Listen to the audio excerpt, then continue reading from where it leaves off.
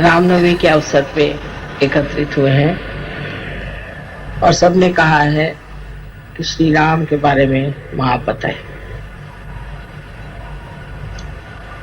आप जानते हैं कि हमारे चक्रों में श्री राम बहुत महत्वपूर्ण स्थान लिए हुए हैं।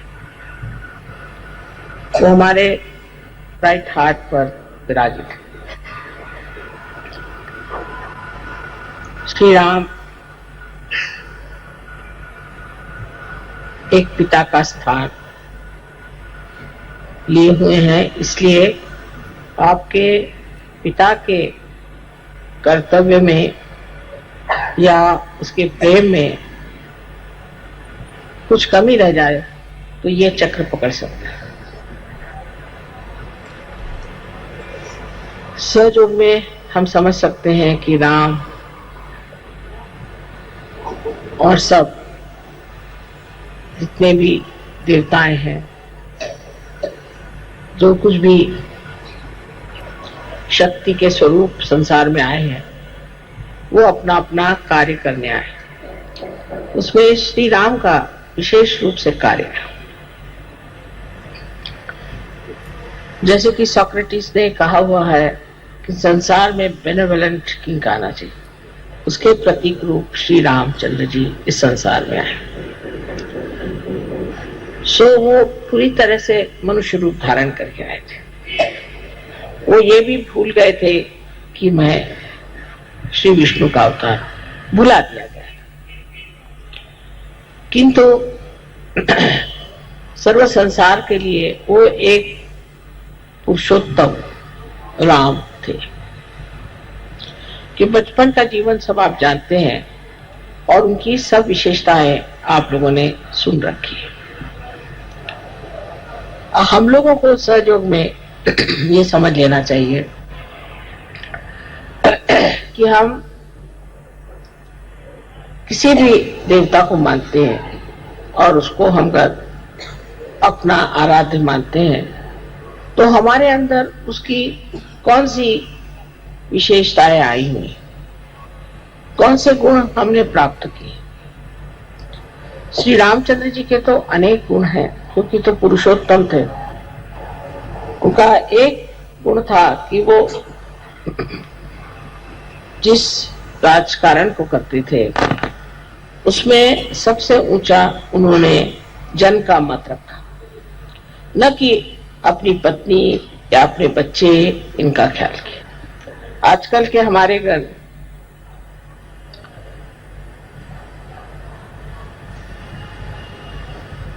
राजकीय लोग, पॉलिटिशियंस इस चीज को समझ लें तो उनसे स्वार्थ ही निकल जाए, वो निस्वार्थ हो जाए, धर्मपरायण हो जाए। कि तो श्री राम की जो प्रतिमा है वही आज तक किसी ने भी अपनाने का प्रयत्न नहीं किया।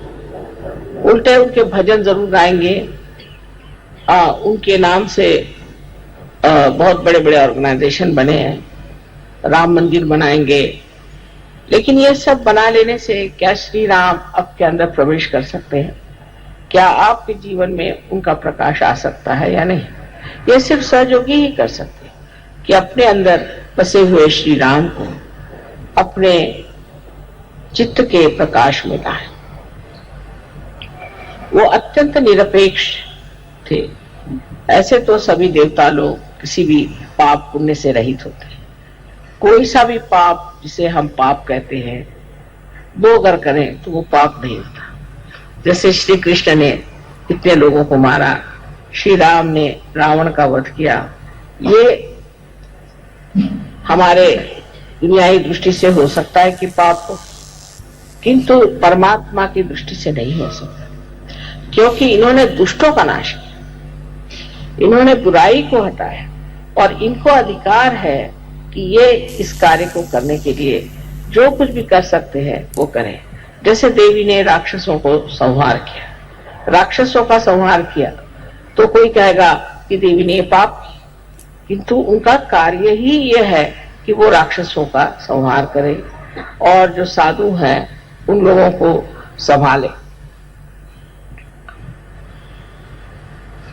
श्री रामचंद्र जी के जीवन में एक अहिल्योद्धार बहुत बड़ी चीज है। उन्होंने अहिल्या का उद्धार किया क्योंकि उसके पति ने उसे शापित कर दिया था। उस जमाने में भी कोई स्त्री अगर किसी भी तरह से वाम मार्ग में चली जाती थी तो उसका पति अगर साधु हो और उसकी स्थिति अगर ऊंची हो तो उसे शापित कर देता था। किंतु अहिल्या पे झूठा ही उन्होंने आरोप लगाया था, इल्जाम लगाया था और इस तरह से उसको भी उन्होंने पत्थर बना दिया। तो श्री राम ने उस अहिल्या का भी उद्धार कर दिया। विशेषकर उनकी जो पत्नी के प्रति प्रेम की एक पत्नी व्रत के प्रति जो एक उनका व्रत था वो बहुत समझने लायक है। हालांकि वो जानते थे कि सीता जी महालक्ष्मी स्वरूपा है, वो स्वयं देवी है, किंतु मनुष्य के रूप में उन्होंने अपने पत्नी के सिवाय किसी और स्त्री की तरफ आंख उठा करके भी नहीं देखा। जब हम राम की बात करते हैं तो हमारे अंदर जो पतित्व है वो भी हमारा स्वच्छ होना चाहिए। अगर कोई स्त्री श्री राम के बारे में सोचती है तो उसको भी अपने पति के प्रति वैसी ही श्रद्धा होनी चाहिए जैसे सीता जी को अपने पति के प्रति थी, और उसी प्रकार पति को भी श्री राम जैसे एक पत्नी व्रत होना चाहिए। सहयोग में ये बात कठिन नहीं है। स्त्री का मान रखना चाहिए, अपने पत्नी को मान से रखना चाहिए। और हालांकि रावण उनको उठा ले गए थे तो भी श्री राम ने ये कर्तव्य समझा कि सीता जी को वहां से छुड़ा कर लाए, और लोकनंदा के लिए जनमत को रखने कितना उनमें संतुलन था। उसी सीता को जिसके लिए इतने वर्ष मेहनत करके उसको छुड़ा कर लाए थे उन्होंने त्याग दिया। अर्थात सीता जी स्वयं साक्षात देवी थी तो उनका त्यागने का तो कोई विशेष परिणाम नहीं होने वाला था और उन्होंने उन्हें त्याग दिया। कारण लोग ऐसी बातें करते हैं जो जन हित के खिलाफ, क्योंकि उनका आदर्श किसी तरह से ऐसा न बन जाए कि जिससे लोग अपने यहाँ इस तरह की औरतों को पल पाए इन पर की लोग शक करते। हालांकि वो निष्कलंका थी और देवी स्वरूपा स्वच्छ निर्मल थी। उनको त्यागने पर भी फिर सीता जी ने भी उनका एक तरह से त्याग कर दिया। उन्होंने स्त्री जैसे रामचंद्र जी का त्याग किया और श्री राम ने एक पुरुष के जैसे उनका त्याग। सीता जी स्वयं ही पृथ्वी में समा गई और फिर अंत में श्री राम जी ने भी सरयू नदी में अपना देह त्याग किया। इस प्रकार इनका जीवन अत्यंत घटनात्मक और बड़ा चमत्कारपूर्ण है। सारे जीवन में देखिए तो सीता और राम का आपस का व्यवहार और उनका एक दूसरे के प्रति श्रद्धामय रहना। हालांकि उन्होंने सीता जी का त्याग किया था पर सीता जी ने सोचा कि ये उनका परम कर्तव्य है और उन्होंने कभी उनकी बुराई नहीं, उनके बारे में कभी बुरा नहीं कहा और बड़ी सुगमता से अपने बच्चों को चलाया, उनको पनपाया, उनको बढ़ावा दिया। इस श्री राम के जो दो बच्चे हुए जिनको हम लव और कुश कहते हैं, वो भी एक भक्त स्वरूप कहना चाहिए कि जो संसार में आए उनको हम शिष्य की तरह से देख सकते हैं। ये शिष्य के द्योतक है और हमारे भी शिष्यत्व की एक शक्ति है जिससे हम किसी के शिष्य हो सकते हैं। शिष्य स्वरूप इन लोगों ने बहुत छोटी उम्र में धनुर्विद्या सीख ली थी और इस छोटेपन में ही उन्होंने रामायण आदि और संगीत पर बहुत ही कुछ प्रावीण्य पाया था। इसका मतलब यह है कि शिष्य को पूरी तरह से अपने गुरु को समर्पित होना चाहिए। यह शिष्य का जो स्वरूप है यह हमारे अंदर भी सबके स्थित है। और माँ जो की शक्ति थी उसके प्रति वो पूरी तरह से समर्पित है। उस वक्त श्री राम से भी लड़ने के लिए वो तैयार हो गए क्योंकि अपने माँ के लिए। तो माँ को उन्होंने दुनिया में सबसे ऊंची चीज समझी और उस माँ ने भी अपने बच्चों को पालना, उनका संवर्धन करना, उनको धर्म में खड़ा करना और उनकी पूरी प्रगति करना एकमेव कर्तव्य किया। नहीं तो अपने आजकल की औरतें रात दिन रोते ही रहेंगे, मेरे पति ने छोड़ दिया, पति ने छोड़ दिया। और जब पति मिलेगा तो उससे लड़ती रहेंगी हर समय, और जब पति ने छोड़ दिया तो रोती रहेंगी। छोड़ दिया तो कोई बात नहीं, मेरे बच्चे हैं, इनको मुझे संभालना है, और इनके प्रति कोई भी ऐसी बात नहीं होनी चाहिए कि जिससे मेरे बच्चों का कुछ कम रह जाए।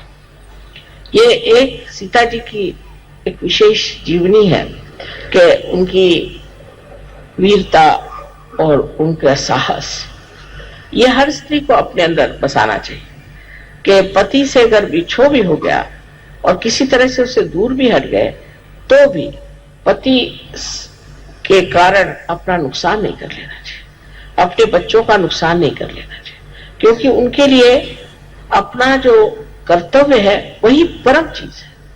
उस परम चीज पे अटूट रहना चाहिए।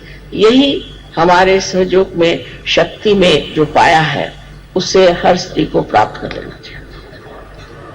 श्री राम का जीवन भी जैसे अत्यंत शुद्ध और निर्मल था, और उन्होंने अपने पत्नी के लिए सब चीज त्याग दी थी।